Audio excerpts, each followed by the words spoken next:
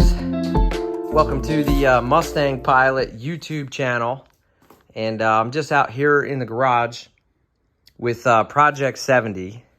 And I'm not working on the car tonight, but it occurred to me that I haven't done a video like this yet for the channel where I talk to you guys about the car and a little bit of its background and what we're going to be doing to the car here throughout the course of this project. And I've actually never restored a car before. This is the first time that I have a restoration project. Now, I've been around cars and engines and worked on cars and stuff my entire life. I'm 42. So I know my way around vehicles pretty well, and I've done all kinds of work on cars, mostly suspension work and stuff like that, some motor work, a little bit of interior work, and I've modified just about every vehicle that I've ever owned. So I have a natural a natural desire to want to tear things down and rebuild them, and I'm a huge Mustang fan. This is actually the third Mustang that I've owned. The first car that I owned was a 2001, I think. No, I think that car was a 99 GT, had the 4.6 liter. Wasn't a huge fan of it, but that was my first Mustang. My second Mustang was a 2013 that had the 5.0 Coyote, beautiful GT. Loved that car. That hands down was has been my favorite car to date. Unfortunately, I had to trade that car in to get a truck, so I had some more room, and I've always wanted to get another Mustang in the garage since. So one of my favorite years of the Mustang is 1970, and that's what this girl is. Open that garage door right there. So she's a 1970. And 1970 was the first year that Ford made major changes to the front design on the Mustang. And notably, they took the headlights, which were set farther out in the 69 and earlier versions. They moved them in, and they added this, looks like an air scoop. These vents are actually not functional. But this scoop here on the side was a major part of the redesign of the Mustang. And I just love the styling on the 1970s. It's very aggressive.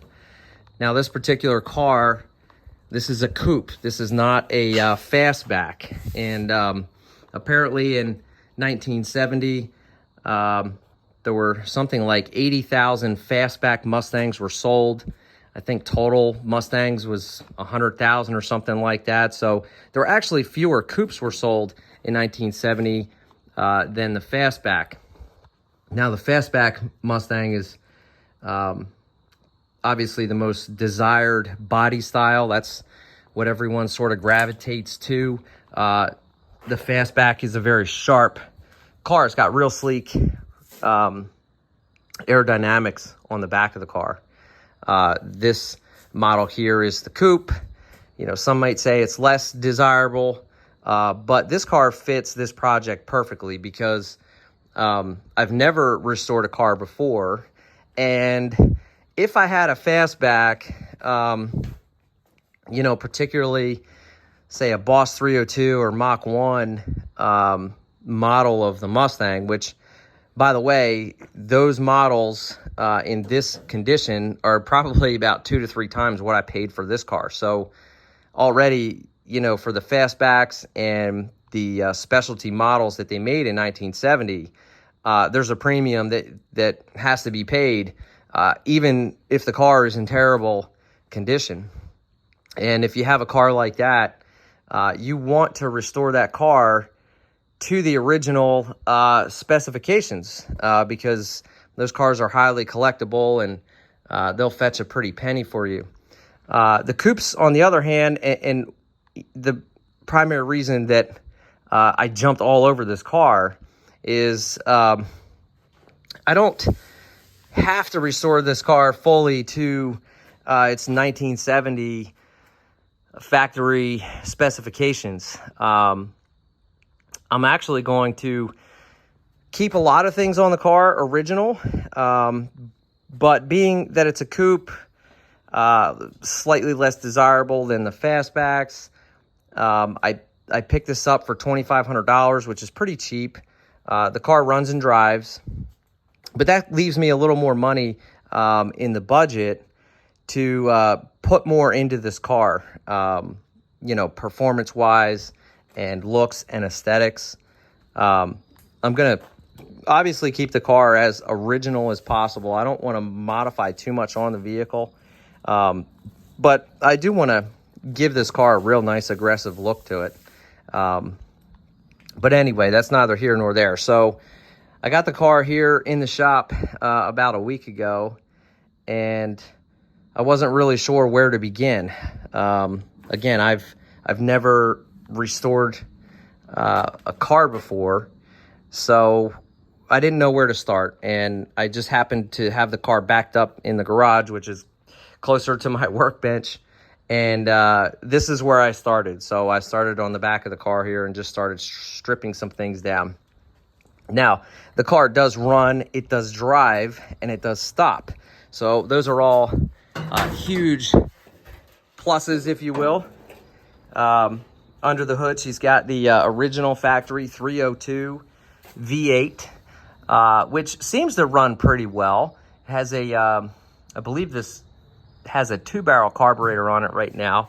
We'll probably upgrade that to a 4. It does have some newer parts on it. It's got a new distributor cap and wires and plugs. Looks like they updated the fuel lines. There's a fuel filter on there. So the motor does run. It doesn't run perfect. I don't know much about the transmission because I haven't been able to drive the car, you know, up to speed to see if it shifts through the gears. But we'll have to figure that out later on. The interior of the car was just totally neglected, totally trashed. So once I sort of stripped down the back end here, I still have a few more things to do. I moved to the interior. I got this back window out. This thing was just total disaster. It obviously leaked water. There was all kinds of silicone around it. It was just terrible. So I had to get the back window out here, which I did.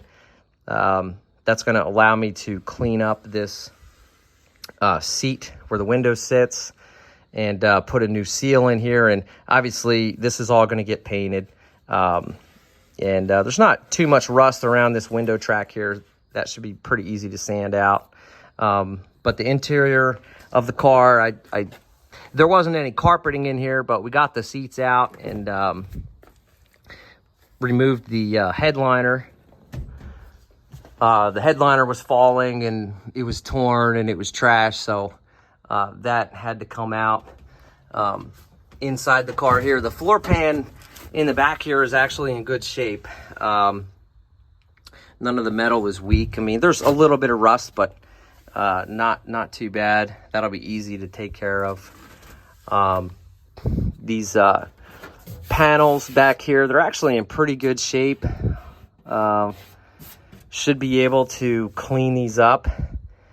I'm going to replace as much as I can on the car, but I would also like to keep as much as I can too. So anything that I can clean up and make it look new, I'm going to keep it in the car. I think these panels are going to be fine, and I don't see any rust up in the in between this inner body and the outer shell. So that looks pretty good there.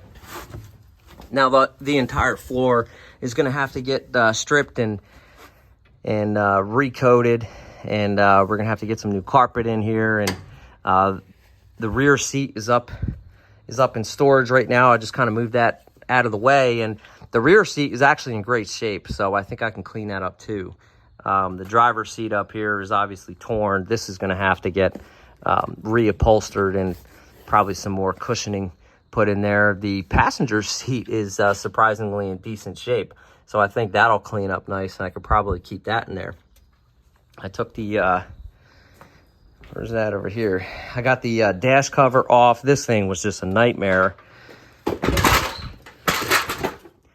So you can see how badly this thing was cracked, and there was a factory speaker that was in here, and this guy put an oil pressure gauge mounted on top of there. But this thing's pretty much trash except for this plastic here that goes by the glove box. I still have to take that off. But up here on the dash, I want to keep as much of the car as original as possible here in the interior, because I think it's just really cool, man. And it's really not in bad shape. It needs to be cleaned up, obviously. This thing hasn't been cleaned in forever. So I'm gonna have to give the dash a really good cleaning. The gauges, I'm pretty sure all of the gauges are functional. So I'm gonna go with that. I'm just gonna get this all cleaned up real nice. Now the guy that had this car before me apparently broke the ignition on the steering column. So the factory ignition is supposed to be here, and they relocated it down here. So not sure what I'm going to do with this. I would like to replace the cover on this steering column. I don't think the entire column needs to be replaced, but certainly this plastic covering up here. And I would like to relocate this ignition switch back to where it's supposed to be. That'll leave me a hole in the dash here, but I'm sure I can figure something out that I can put there. If I go with an auto choke, then I'll have to figure out what I can put in this hole. The car currently has a manual choke because they replaced the carburetor with a manual choke carburetor, so the guy stuck it out where the radio should be. So maybe, you know, if we go with a 4-barrel carburetor that doesn't have an auto choke, maybe I'll actually relocate the choke to where the ignition is, put the ignition back to where that's supposed to be. But the dash really isn't in terrible shape, and originally I was going to take this entire dash out, but once I got the top off and I was looking in here, other than being dirty, I mean, I don't see any rust or rot, so I might just leave this dash in here, just clean it in here, and I can access everything behind it. So if I need to run some new wires or rewire something, I can do that with this dashboard in here. So that would actually save me some time. These the floor pans up here are not in the best of shape. So this is the passenger side, and I'm pretty sure that this was rotted through somewhere, maybe in the corner over there. Some rust up here. So that floor pan, I'm actually going to cut that out and just re-weld. I'm going to weld a new floor pan in, and then here on the driver's side, this was even worse. So this was rotted all the way through, and the guy took sheet metal and riveted the sheet metal right over top of the rotted floor pan, which was a terrible idea, because anytime you overlap metal like this, you're trapping moisture inside, and that moisture is just going to cause more rot. And underneath the car, I don't know if you'd be able to see because I don't have it jacked up, but underneath of the car, it's really rotted very badly under that floor pan. So this is probably going to be the most extensive repair that is going to have to take place on the car, cutting out these floor pans and re-welding new floor pans in. And then this here is the back of the front frame rail that actually supports the unibody over the driver compartment here. And this frame rail isn't in bad shape, this one on the driver's side. The one on the passenger side, though, is completely rotted through. So this one over here is going to have to, I'm going to have to cut this out and weld a new piece in there. Let's see, where is it? Yeah, I think it's up here. It's kind of hard to see because of the lighting, but anyway, you get the point. So this frame rail up here is rotted through, and fortunately they make sections of the frame rail that you can replace. So hopefully the frame rail going forward to the radiator support, hopefully that's solid and I can leave that in place, and all I'll have to do is just weld a new section of the frame rail in here, which they do sell that portion. So but the torque boxes, which is up here front in the firewall and connects to the floor pan and is supported by this frame rail, no doubt that's probably rotted out. So it's probably going to need new torque boxes. I'm not going to know the extent of the damage though until I get these fenders off. I still have to get the passenger door off, and then I'll take this inner fender well out and should be able to get a better look at what's going on in there. Obviously the motor, we're pulling this out of the car. We'll get this thing on an engine stand, and I haven't quite figured out what I'm going to do with the motor yet, as far as what am I going to repair on this, what am I going to rebuild. I think a lot of that's just going to be dependent on what it looks like when we get it out. Obviously take the valve covers off and take a peek in there, drain the oil, see what's going on inside.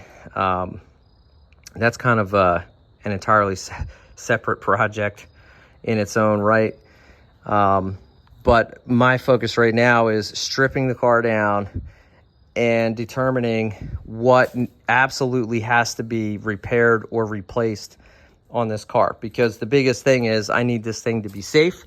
I need it to drive and stop well. And, you know, God forbid if the car was in an accident, I want the car to be as safe as possible. So rotted frame rails and torque boxes and floor pans, you know, I can't live with that. So that's going to get replaced. And at some point too, we're going to sandblast the undercarriage, clean that up and give that a new coating.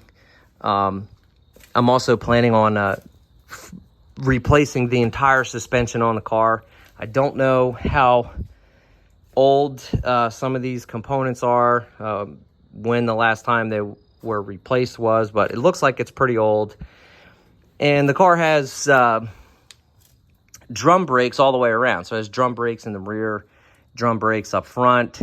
And so the braking system is definitely one area that I plan to modernize a little bit here.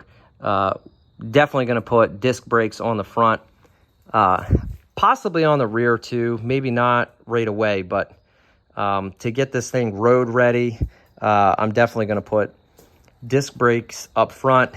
And the car has manual brakes right now. It does not have power brakes. And so that's going to change too. I'm going to add a power brake conversion kit so that the car brakes like a modern day vehicle. So I think that's an important upgrade to make. And then completely overhauling the front suspension. If I have the opportunity to upgrade the suspension in that process, I'll probably do that. Maybe go with a true independent front suspension system on here. They make a nice kit for this car. So that'll be coming down the line.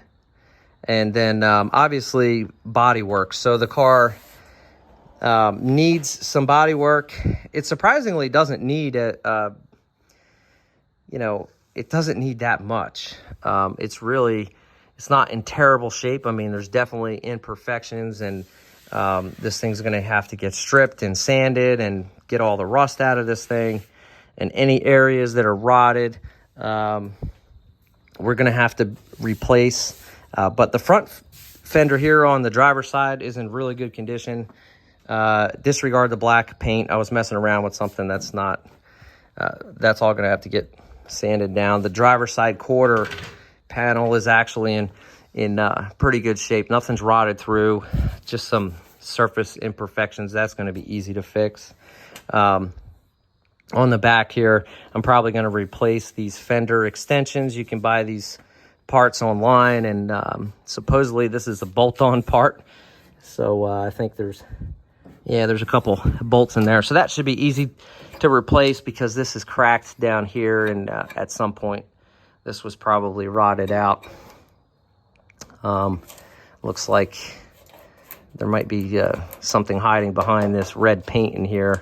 I don't like the way that looks, so I'm going to grind that down too and take a look in there and make sure that this is solid. Make sure that the I don't even know what the heck you call this, the rear bumper mounts right over top of this. But anyway, I'll make sure this is in good condition there. Apparently the guy liked to tow something. That's coming off. We don't tow with Mustangs. It does have a relatively new fuel tank in it, so that's good. I like the way that looks. Needs a new gas cap for sure. And then here you can see this fender extension. This one's in real bad shape, so I'm not even going to waste my time trying to fix this one up. That's going to come off and get replaced there. Somebody bondoed some holes on the back here, so this leads me to believe that this car originally had a vinyl top on it. So that was an option in 1970. You could have a vinyl top on your coupe, and there's a couple holes here on this panel here that indicates something was mounted to the car here. So these, I'll weld these up and fill those. You won't even see that. But yeah, I'm gonna have to strip all this Bondo off here. But this quarter panel is this one's not in the best of shape. So here we definitely have some rot that went all the way through. There's a little bit more down here. There's actually a hole right here. This mounting tab, so the inner fender well is supposed to mount to this, that's bent out. So this quarter panel looks like crap, and I'm definitely going to replace this. And I'm not going to replace the entire quarter panel. You see, this is just one. This is one panel. It's sure welded in here somewhere by the factory, but they make a replacement panel that basically replaces this entire wheel well section. So I don't know how to weld, but I'm going to have to learn because this panel is definitely going to have to get a repair. The doors are in pretty good shape, so fortunately I don't have to do anything with that. And then, of course, up here on the passenger side fender, we've got rot that went all the way through. So this can either be patch paneled, or I may just replace this entire fender. It's wouldn't really save me a ton of money if I patched a panel in here. But there's a little bit of an issue up at the front here. With this front fender extension, you notice here it's very tight up to the fender, but over here on the driver's side, there's a equal and even gap all the way around. So I'm not sure if this was original or this was original over here, but I want to try and make that match as best as I can. And you see that this is not flush with the fender here. This thing's not in focus. The fender is not flush with this front extension piece. So I may replace this fender and, possibly this extension piece too. It just depends on what's causing this to not be flush. Whereas here on the driver's side, see, this is nice and flush. So this looks good here, but we're going to have to do something over here. So might have to replace this fender. We'll see. Won't know until I get this fender completely off. And then up here, so the original bumpers, the chrome plating is worn off, and there's some rust in some areas, and little dent in the bumper here. I'm going to try and straighten this out. I'm not a huge fan of chrome. Anybody that has known me knows I don't like chrome on vehicles. I tend to do something to remove them. So I think on this car, I might just keep these original bumpers, and we'll paint these. And I think that'll be a cheaper solution than having to buy brand new bumpers here. The headlights work. The grille is actually in great shape. The Pony logo is not. That's pretty beat up there. We need new hood hinges for sure. These hinges are completely jacked up. So when you when you shut the hood, for some reason they're not coming down in the back here. So I'm just gonna buy new hood hinges. The hood's in great shape, so we'll keep this on here, but definitely get some new hinges there so this will shut properly. And of course the front glass, I'm gonna have to take this out as well. Let's zoom that out a little bit. The front glass is gonna have to come out. You can see along this track right here, there's actually supposed to be a chrome piece of trim that goes around the window here. If I keep any chrome on the car, it's only going to be the window trim and the drip rail on the other side there. And then probably this lower piece of trim here, which this isn't in too bad a shape, although it's bent right here. I might be able to straighten that out. But the windshield is going to have to come out, and this windshield seal is in terrible condition. So I'm going to have to clean that out and pretty much do the same thing that we're doing to the back window. Get that nice and clean this glass up, and get the windshield installed properly so that it doesn't leak. Wiring on the car, not really sure what's going on with the wiring here, whether or not I'm going to leave it or replace it. So you can actually buy an entire wiring kit for the car. It's a little pricey. It's about $500 or $600, but it might be worth the investment to just have all new wiring in the car. Again, safety being the biggest thing. I don't want a fire hazard, and I don't know how old this wiring is. This could possibly be original for all I know. It doesn't look like it's in too bad a shape, but it's seen better days for sure.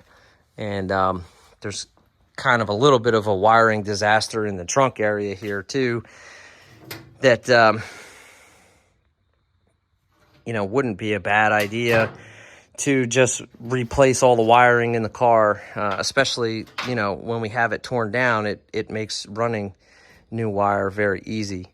And of course, we'll have to get some speakers in here and figure out what kind of radio we can put in here. Something with Apple CarPlay would be cool, but we'll see about that. So yeah, that's pretty much it. I know the undercarriage needs some attention. I don't know if the rear, this has a Ford. I believe the Mustang came with a factory 9-inch rear. So I assume that's what we still have in here, and probably have to take that apart. At the very least, we'll change the oil in there, change the gasket. You can see the leaf springs back here. They're rusted to hell, so this is going to need all new leaf springs in the rear here, and definitely some shocks too. And we'll see what kind of upgrades are out there for the suspension system there. So but here she is, man. I call her Project70. It's my favorite year Mustang, and really looking forward to continuing with the project. I have 3 kids, so it's tough to really get the time to be out here and spend hours out here working on the car, and having to get up for work and all that kinds of stuff. So I didn't do anything with it tonight. I haven't done anything with the car actually in a couple days. But when I do get some time out here, things do seem to go pretty quickly. Disassembling the car, that's what's great about these cars built in 1970, man. They're not complex like vehicles are today. This thing's actually really nice to work on because, all the bolts I need to get to so far, I've been able to get to. I'm keeping the seats in it for now because I plan to actually keep the engine and the drivetrain in it for as long as I can, so I can move it around easily. I can get it up on the ramps and stuff like that to work underneath of the car. Obviously, once the engine comes out, I'm kind of stuck, you know, having to push the thing around. So I'm gonna leave that in as long as I can. Get these fenders off, and then we'll start cleaning this thing up. So all the rust, we got to sand off of this thing, and whatever the heck is coated on the car, I don't know if this is paint or primer. They painted it right over top of the red paint, which is just dumb. So this obviously has to get stripped all the way down, and you know, address any areas on the body that need it. So this is Project 70. Thanks for checking out my YouTube channel, and I'll keep you guys updated with progress as it comes. Enjoy.